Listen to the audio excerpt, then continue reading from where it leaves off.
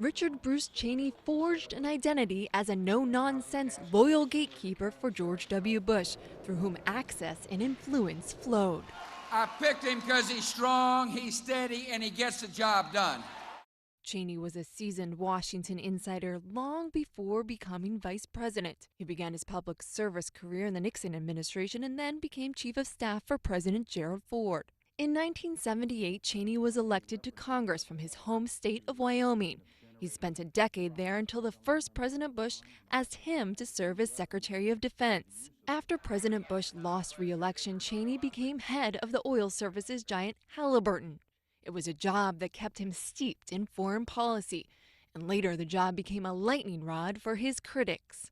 When George W. Bush secured the Republican nomination in 2000, he tasked Cheney with vetting candidates for vice president, but ultimately offered him the job. Cheney's health was a major concern. He'd had 3 mild heart attacks and a quadruple bypass before he was 50, and suffered another heart attack shortly after the 2000 election. I've got a doctor that follows me around 24 hours a day that comes with a job as vice president. His health continued to be an issue once he was out of office. In 2012, at the age of 71, Cheney underwent a heart transplant. In the Bush administration, Cheney was considered a hawk who was instrumental in the decision to invade Iraq. Cheney believed history would prove they made the right move. What we did in Iraq and taking down Saddam Hussein was exactly the right thing to do. During the second term of the Bush administration, Cheney would find himself at the center of controversy when his chief of staff, I. Scooter Libby, was sentenced to prison in connection with the leak of a CIA agent's name.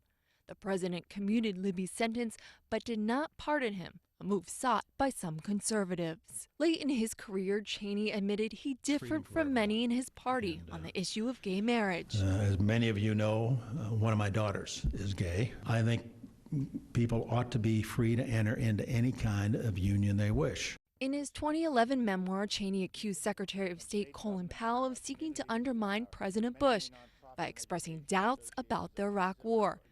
He also said Powell's successor, Condoleezza Rice, misled the president about negotiations with North Korea. Both have disputed the claims. Cheney had no interest in running for president after leaving office, but he continued to be an outspoken voice for the Republican Party. In Washington, I'm Sunlin Sarfati,